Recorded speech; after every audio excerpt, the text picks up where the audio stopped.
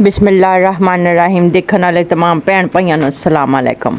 अच्छा जी, अज की वीडियो कुछ इस तरह। सब तो पहले घर की सफाई मैं कर ली सी, रोटी मैं आके खाऊंगी। हूँ मैं चली कस्टमर के घर काम लैन वास्ते।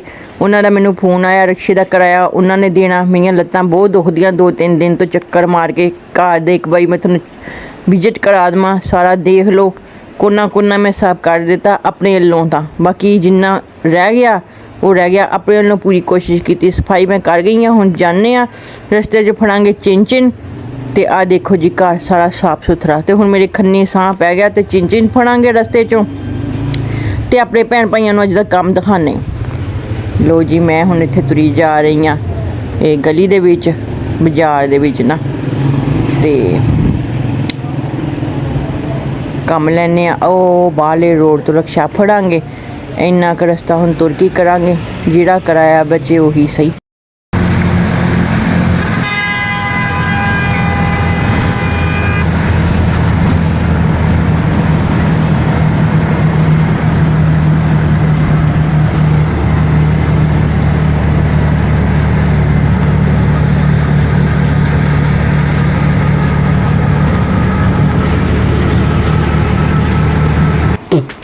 घर आई तो आटा मुक्या होया सी, तुहानूं दिखाया सी कल। तो हुण 50 का आटा लियावांगे, इन्ना ही बहुत आ।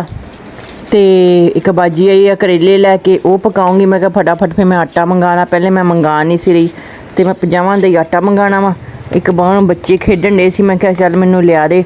बच्चा बड़ा ही चंगा सी, भले मानस कहंदा बाजी मैं लिया देना थोनों। हुण उहदे कोल आटा मंगाऊंगी तो बाजी लैके आए अंब, उन्हां दा मिल्क शेक बनावांगे, पीवांगे। अज साडियां मौजां ही मौजां। तेनों हम पैसे दिन्ने जी। इत्थे मैं उन्हें 50 रुपये देते आटे वास्ते। तो दिखा दिंदी थोनों एक बारी मट्टी। तो करेले बन्ने नून ला के छिलके रख दिता सी, मसाला मसूला सी बना लिया रल मिल के। तो उन्होंने बच्चों के ना कमीज़ां के मोहरली साइड ते बटन लाने आ, वो भी लाने आ। तो अंब लै आए सी वो आंदे होए, तो उन्होंने शेक बनाऊँगी। एक गिलास आप भी पीऊँगी, बाजी नूं भी दूँगी। इंज जिहड़े भैन भाई कस्टमर आ ना, वो मेरा ख्याल भी करदे होए कर दिंदे आ। ते आटा मुक्या होया वा 50 का, ये मेरे वास्ते मुकना नहीं। तो बनाउने हुण मैंगो का शेक। ए देखो जी, मैंगो मैं करके रख ले। हुण दुध पा के ते इहनूं गेड़ा देना, तो 2 गिलास बन जाने 2.5, तो पी लांगे। बिस्मिल्लाहिर्रहमानिर्रहीम। इत्थे हुण दुध मैं उबाल के रख लिया सी ठंडा करने वास्ते। इनू हुण गेड़ा दे के शेक बनाऊँगी, बाजी नूं भी दूँगी, आप भी पीऊँगी। भैन भाई जिहड़े आ जांदे आ ना, वो फिर ख्याल कर दिंदे आ। पता तो हैगा मेरे सिर ते कोई है नहीं कमाने वाली, मैं कल्ली आ। इत्थे मैं बह गई बाजी दे बच्चिਆਂ ने ना कपड़िਆਂ दे मोहल्ले बैनां दे उत्ते लाने हा क्लिप जे। आ माल मैं सारा पा लिया सीगा। ते जिन्हां ने भी सूट सीते ना, इन्ने सफाई नाल नहीं सीते हैगे। बड़ा हाल मैं बाजी नूं कहनी सी, बाजी मेरे को सवा लैंदे तुसीं क्यों कीते? कहंदी नहीं चल कोई नहीं। तो ये हुण मैं इन्हां दे बच्चिਆਂ ने कमीज़ां दी जिहड़ियां पट्टियां ना, ये थोड़ी ना ते इहदे ना ये लाऊंगी। आ देखो निशान नशून मैं लाते सी, ला के ते हुण पट्टी दे उत्ते लावांगे आपां स्पलाश दे नाल कब्जे, यानी कि टच बटन। मैं कब्जे भी कह रही हाँ, सही नाम तो थोनों पता ना, टच बटन आ। टिच बटन नहीं हुंदे, टच यानी कि किसी चीज़ दे नाल जोड़ना। खैर बहरहाल वो करके दिते। इत्थे करेले भरदियां पईयां वा। बाजी ने कहा चल पका फटाफट, मैं लै भी जाऊँगी। मैं कहा चल ठीक है, 2 मैं रख लूँ, बाकी तुसीं लै जिओ। तो इत्थे भर के रख लिया, हुण सारे तलूँगी तो उन्होंने यह बना के दूँगी, अपने रखूँगी विचों 2।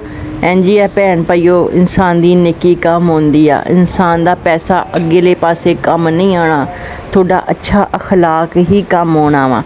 ठीक आ, सारी दुनिया किते अमीर नहीं, बहुत सारी दुनिया माड़ी भी है। तो अपने इर्द गिर्द ख्याल करना चाहिए, यही नेकी हुंदी आ। बहरहाल दुनिया का माल दुनिया ते ही रह जाना। ये हुण असीं रल मिल के कर लिया वा। वो बटन बुटन मैं लाते आ। बाकी इत्थे बारिश शुरू हो गई इन्नी तेज़, इस कदर हांडी हुंडी मैं पका ली सीगी। ते बाजी नूं दे ते बाजी टैमो टैम शुक्र आ चले गए। तो बारिश पिछों होण लग पई। हुण मैनूं नहीं पता रच भिज गई होनी भावें की। ते देखो कितनी तेज़ बारिश होंदी आ।